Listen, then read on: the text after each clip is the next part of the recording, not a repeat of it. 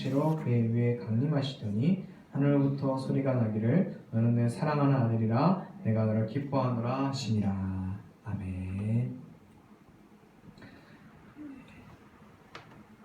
할렐루야. 주의 이름으로 사랑하고 축복합니다. 네. 예수 그리스도는 온 세계 그리고 한 사람의 전환점입니다.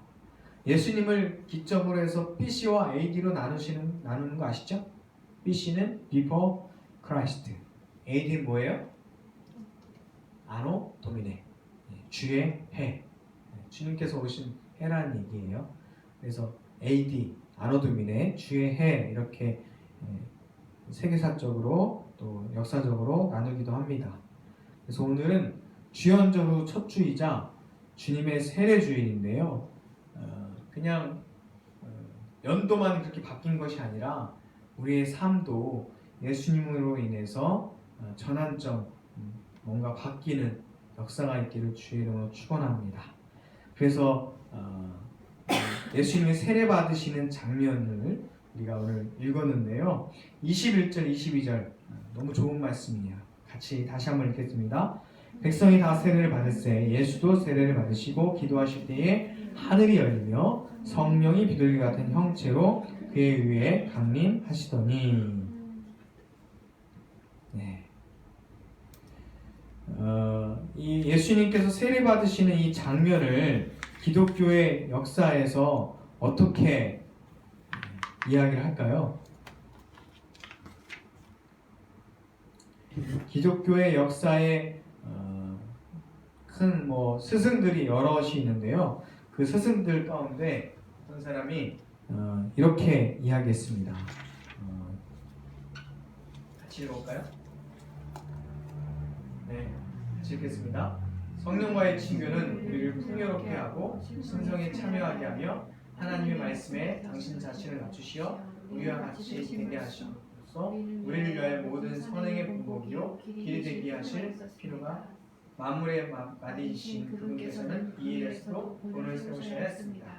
그분은 우리가 거룩한 세례의 권능에 대해 배우고 그 큰 은총에 달아가면 얼마나 많은 것을 얻게 됐는지 알게 하시려고 몸소 그 일을 시작하셨습니다. 알렉산드리아의 키를리우스라고 하는 사람이 한 이야기예요. 네. 세례의 본보기가 되셨다라고 하는 말씀입니다.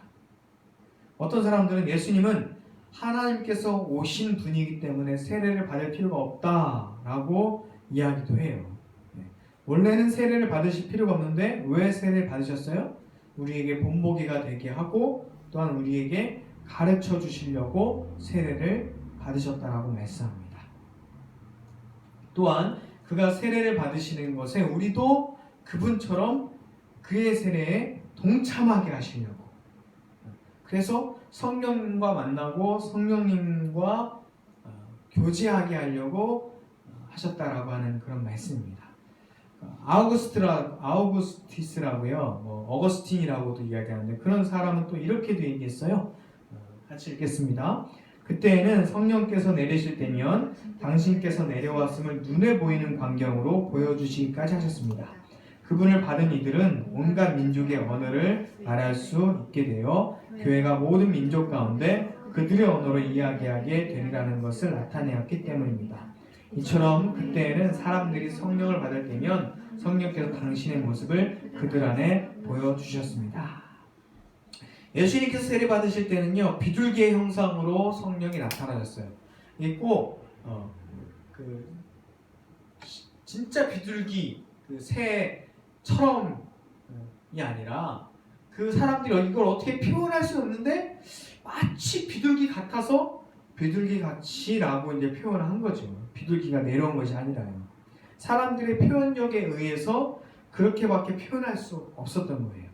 어쨌든 중요한 것은 성령의 모습을 사람들이 봤다라고 하는 거죠. 성령의 임재를 봤다라고 하는 겁니다. 그리고 온갖 민족의 언어로 복음을 선포했다라고 하는 말씀은 사도행전 1장에 나온 성령을 받아서 그 사람들이 모든 민족의 사람들에게, 특히 유대의 각 여러 나라에 있었던 유대인들이 와서 자기들의 언어로 복음을 들었던 그 사건을 이야기를 하는데요. 그 이후에도 여러 나라 말로 복음을 전하는 이야기들이 많이 나오죠. 여러 민족들이 복음을 듣고 주께로 돌아오는 역사들이 많이 일어나게 됩니다.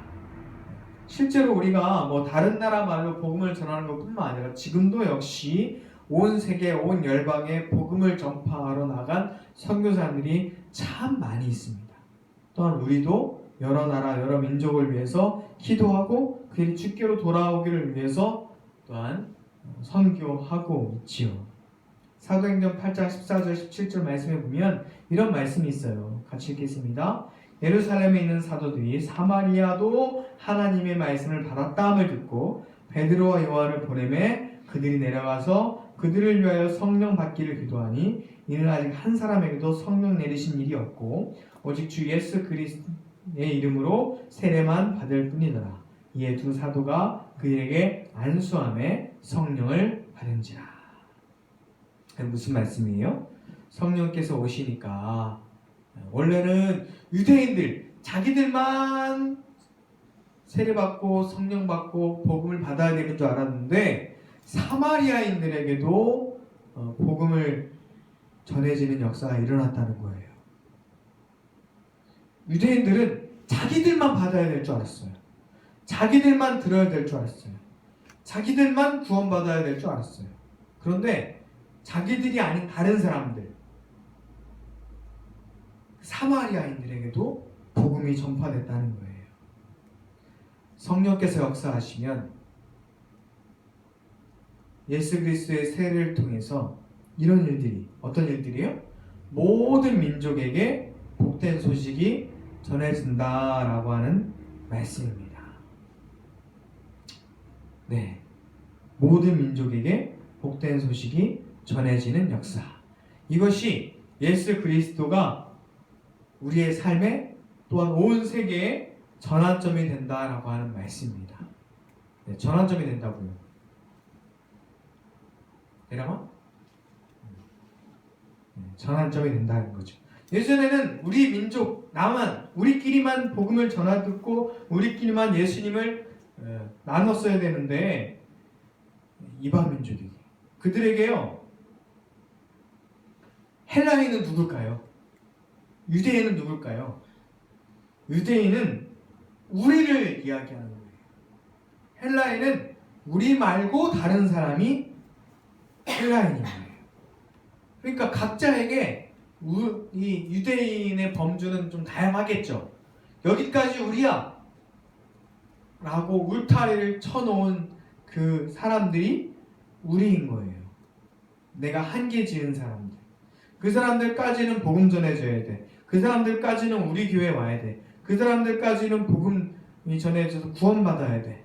라고 내가 한계를 만들고 내가 울타리를 만든 그 사람들이 유대인인 거죠.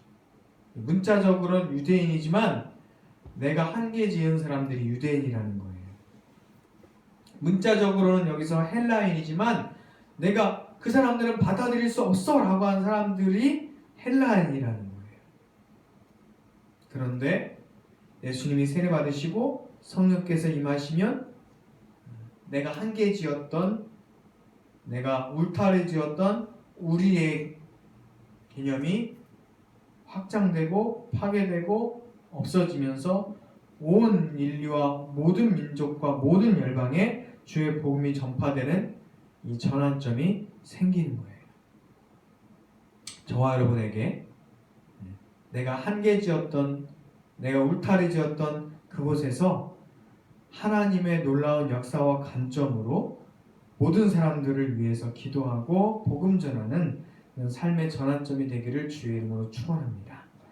전환점을 맞는 것은요, 새로운 곳을 간다는 거예요. 그 말은 또한 우리에게 두려운 상황이 생긴다는 이야기입니다. 이사야 43장 5절부터 7절에는 이런 말씀이 있어요. 같이 읽겠습니다. 두려워하지 말라. 내가 너와 함께하여 내 자손을 동쪽에서부터 오게 하며 서쪽에서부터 모을 것이며 내가 북쪽에서 이르기를 내놓으라. 남쪽에서 이르기를 가두어두지 말라. 내 아들들을 먼 곳에서 이끌며 내 딸들을 땅끝에서 오게 하며 내 이름으로 불려지는 모든 자 곧 내가 내 영광을 위하여 창조한 자를 오게 하라. 그가 날 지었고 그를 내가 만들었느니라. 이 말씀이 무슨 말씀이에요? 유대인들이 바벨론으로 포로로 끌려갔다가 그곳의 왕이 이제 너희 땅으로 돌아가라 라고 하는 고레스 칙령이 있은 후에 그 땅에 돌아오는 사람들에게, 아니면 돌아오지 않는 사람들에게 하나님께서 이사야 선지자를 통해서 선포하신 말씀이죠. 하나님의 땅에, 약속의 땅에, 그 땅으로 돌아오라 라고 하는 말씀이에요. 북쪽부터 동쪽, 서쪽, 남쪽 모든 곳에서 하나님의 자녀들이 돌아오라 라고 하는 그 말씀입니다.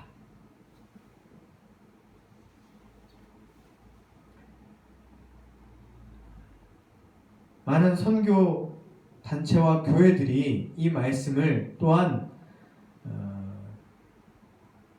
이 말씀을 읽으면서 교회 한 명의 사람이 더 생기는 것, 자기 선교 단체에 한 명이 더 생기는 것, 아니면 선교지에서 한 명의 영혼이 자기들의 선교 사역의 열매가 더 생기는 것으로 생각하고 해석하고 또한 그렇게 선포하기도 하죠. 물론 그것도 굉장히 중요한 말씀이기도 해요. 그런데 더 중요한 말씀은 이 말씀을 통해서 온 세계에, 그리고 한 사람의 인생에 전환점이 생긴다는 말씀인데요. 그 말씀은 예수님의 세례를 통해서, 그리고 세례를 받을 때 내려오는 그 성령을 통해서 우리가 변화될 수 있는 가능성이 우리에게 있다라고 하는 말씀이죠. 이 말씀을 듣기 전에 이 유대인들이요,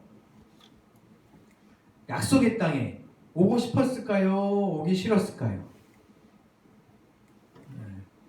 우리가 생각할 때에는 약속의 땅에 되게 오고 싶었을 것 같은데, 바벨론에 끌려가서 살 때 어떤 삶을 살았을까요? 옛날에 애굽 땅에 살 때도 마찬가지예요. 물론 그들이 굉장한 노예 생활을 살았지만 바벨론에 끌려가서 살 때에도 물론 그들이 쉬운 삶을 살지는 않았겠지만 어느 정도 시간이 흐르다 보니까 그들이 어떤 삶을 살았을까요? 그 땅에 터전이 생기고, 그 땅에 자기 집이 생기고, 자기 직장이 생기고, 적응도 하고, 이웃도 생기고, 어느 정도 삶의 지위도 생기고, 그곳에서 어느 정도 살만한 삶을 살기 시작했다는 거예요. 그래서 그 왕이 물론 돌아가라, 너희의 땅으로 돌아가라, 가서 마음껏 예배드려라 라고 했는데 돌아온 사람들도 있죠.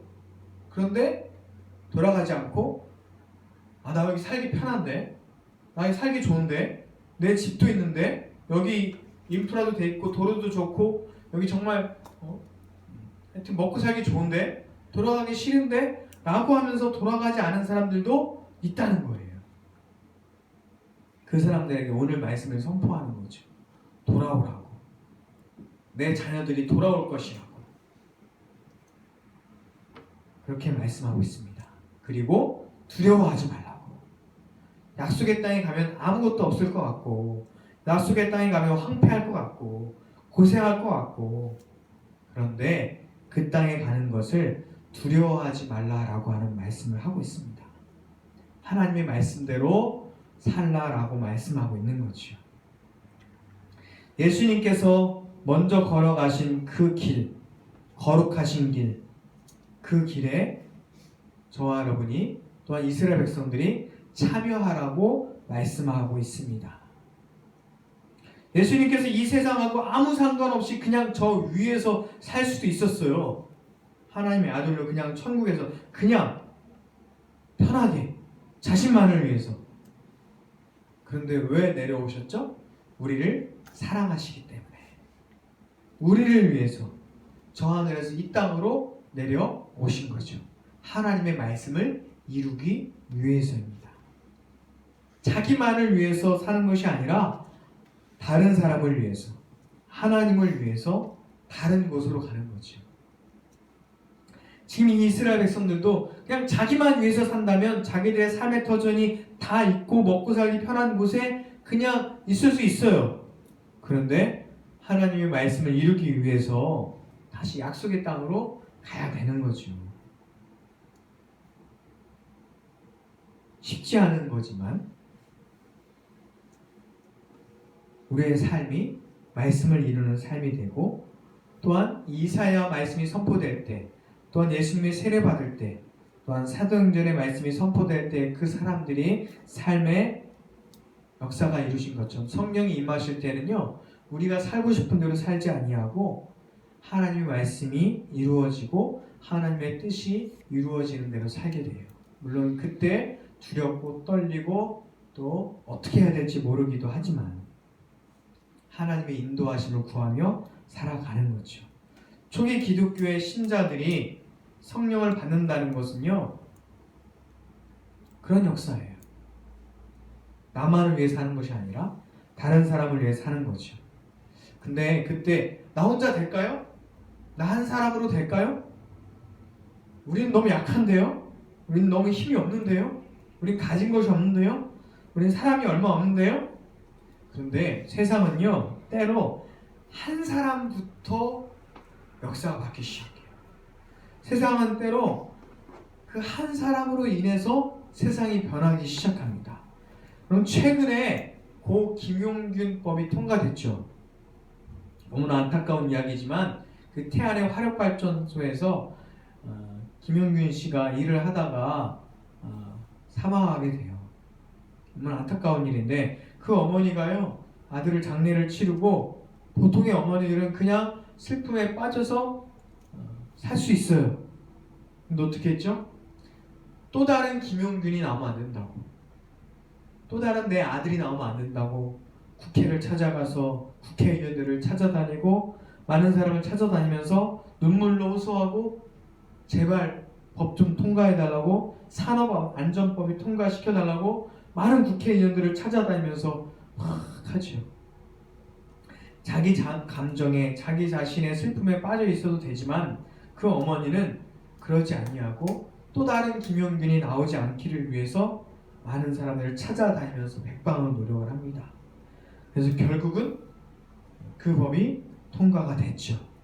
아직 현장에서 일하시는 분들이 잘 실감을 할 수 없을 수 있지만 산업안전 현장에서 안전을 지킬 수 있도록, 위험하지 않도록 하는 여러 가지 장치를 그 법에 두었던 것 같아요.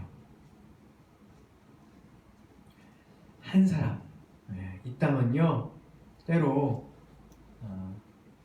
처음 나서는 사람으로 인해서, 그리고 끝까지 버티는 사람을 통해서, 때로는 그 사람으로 될까 싶었던 그 사람, 마지막까지 버티는 그 한 사람을 통해서 세상이 변하기도 합니다.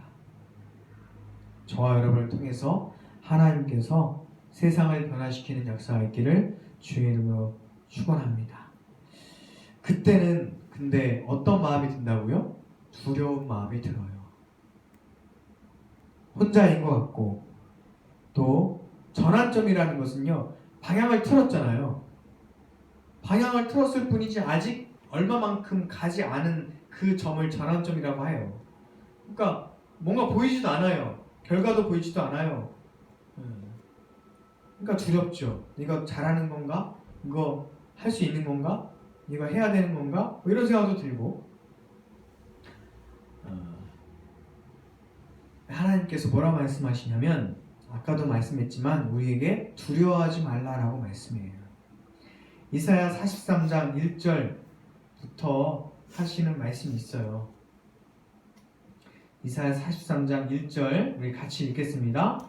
야곱아, 너를 창조하신 여호와께서 지금 말씀하시느니라. 이스라엘아, 너를 지으신 이가 말씀하시니라. 너는 두려워하지 말라. 내가 너를 구속하였고 내가 너를 지명하여 불렀나니 너는 내 것이야. 그 뒤에도 굉장히 중요한 말씀이 나오는데요. 계속 읽겠습니다. 네가 물 가운데로 지날 때에 내가 너와 함께할 것이라. 강을 건널 때에 물이 너를 침몰하지 못할 것이며 네가 불 가운데로 지날 때에 타지도 아니할 것이요 불꽃이 너를 사르지도 못하리니 대저 나는 여호와 내 하나님이요 이스라엘의 거룩한 이요 내 구원자이라. 내가 애굽을 너의 속량물로 구스와 스바를 너를 대신하여 주었노라. 내가 내 눈에 보배롭고 존귀하며 내가 너를 사랑하였은즉 내가 내 대신 사람들을 내어주며 백성들이 내 생명을 대신하리니. 네, 성경에 두려워하지 말라라고 하는 말씀이 365번이나 나온대요. 네. 어떤 사람은 그래서 이렇게 얘기도 해요. 매일 두렵지만 매일 두려워하지 말라고 하나님께서 말씀하고 계신다고요.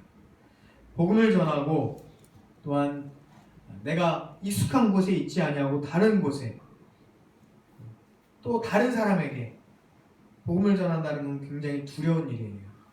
또 내가 해오던 일이 아니라 다른 일을 한다는 거 굉장히 두려운 일이죠.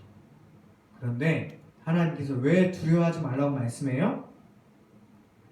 간단하게 말씀드리면 1절에 보니까 창조하신 하나님이니까 두려워하지 말라고요.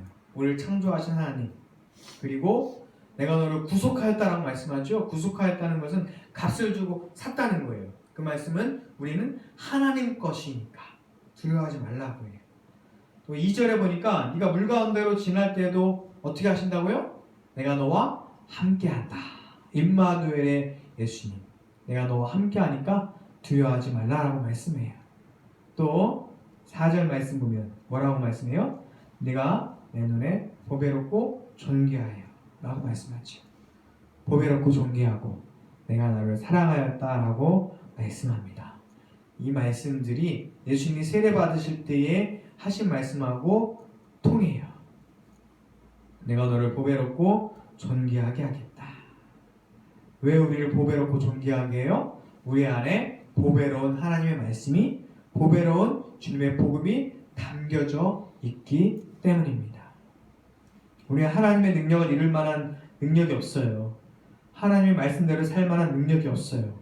복음을 전할 만한 능력이 없어요. 하나님의 자녀라고 불릴 만한 자격이 없어요. 우리는 집사, 목사 자격이 없어요. 자격이 없는데 하나님께서 너는 내 딸이야, 너는 내 아들이야, 너는 집사야, 너는 목사야, 내가 너를 불렀어. 하나님 그렇게 말씀하시면 우리는 그렇게 자격이 되는 거예요. 자격이 있어서 자격이 있는 것이 아니라 하나님께서 말씀하시고 하나님께서 선포해 주시고 하나님께서 인정해 주시면 우리가 그렇게 되는 거죠. 저와 여러분은 하나님께서 사랑하시고 하나님께서 보배롭게 여기시는 하나님의 사랑하는 자인 줄 믿으시기를 바랍니다. 예수님께서 세례 받으실 때 뭐라고 말씀해요? 하늘이 열리면서 하나님의 말씀이 선포되는데 이렇게 말씀합니다. 네. 하늘에서 이렇게 말씀해요. 같이 읽겠습니다. 너는 내 사랑하는 아들이라. 내가 너를 기뻐하노라. 아멘. 저와 여러분에게도 동일하게 말씀하여요. 하나님께서 너는 내 사랑하는 딸이라. 내가 너를 기뻐하노라. 우리가 사랑할 만한, 사랑받을 만한, 기뻐함을 받을 만한 어떠한 일을 해서가 아니라 존재 자체가 하나님께서 우리를 사랑하시고 존재 자체가 하나님께서 우리를 기뻐하신다는 말씀이죠. 너는 내 사랑하는 아들이라. 너는 내 사랑하는 딸이라. 이 음성, 이건 다른 사람이 한 얘기가 아니라 하나님께서 우리에게 하시는 말씀이에요. 그래서 진리이고 그래서 변함없는 놀라운 하나님의 은혜인 거죠. 하나님의 뜻을 이 세상에 알리는 삶을 살아갈 때 저와 여러분에게 이런 역사가 또한 일어나는데요. 그 보배로운 말씀을 우리 마음에 품고 그 말씀을 전하는 저와 여러분들에게 주의 이름으로 축원합니다. 나만을 위해서 사는 사람이 아니라 다른 사람을 위해서 사는 사람이 되고 내 나라만을 위해서 사는 사람이 아니라 다른 나라, 다른 열방, 온 열방을 위해서 복음을 전하며 기도하는 저와 여러분 되기를 주의 이름으로 축원합니다. 말씀을 마음에 품고 두려움 없이 하나님의 뜻을 따라서 살아가는 저와 여러분 되기를 주의 이름으로 축원합니다. 아멘. 기도하겠습니다. 사랑과 하나님 감사합니다. 예수님이 우리의 전환점입니다. 예전에는 나만을 위해서 살던 인생이 예수님처럼 다른 사람을 위해서, 다른 교회를 위해서, 다른 나라를 위해서 사는 사람이 되게 하여 주시옵소서. 내 인생 나만 잘 먹고 잘 사는 사람이 아니라 다른 사람, 다른 영혼 위해서 헌신하고 전도하고 섬기며 사랑하는 사람이 되게 하여 주시옵소서. 그때 두려움이 우리 가운데 있을 수 있습니다. 그러나 하나님 나와 함께 하시고 하나님 나를 창조하셨고 하나님 나를 보배롭게 여기시며 하나님 나와 함께 하시니 두려움 없이 담대하게 말씀대로 사는 사람이 되게 하여 주시옵소서. 보배로운 말씀을 마음에 품고 그 복음을 전하는 사람들이 되게 하여 주시옵소서. 예수님의 이름으로 기도합니다. 아멘. 하나님의 기도하겠습니다. 하나님 감사합니다. 주님, 오늘 드려진 예물을 하나님께서 기뻐 받아 주시옵소서. 이 예물을 드리는 손길을 하나님께서 기억하여 주시고 예수 그리스도의 보혈의 은혜가 충만케 하여 주시며 그 가정과 또한 그 영혼마다 하나님의 사랑이 가득하게 하시고 예물을 드리며 하나님께 기도하는 제목이 주의 나라와 주의 의를 위하여 쓰임받게 하여 주시옵소서. 이 시간 함께하지 못했지만 하나님께서 사랑하는 그 영혼들 어디에 있든지 안전하게 지켜주시고 하나님께서 보배롭게 또한 하나님께서 사랑스럽게 또한 기쁨이 충만한 삶을 살게 하여 주시옵소서. 예물이 쓰이는 곳마다 주의 복음이 전파되기를 소원합니다. 이 예물을 통해서 전도의 역사가 일어나기를 소원합니다.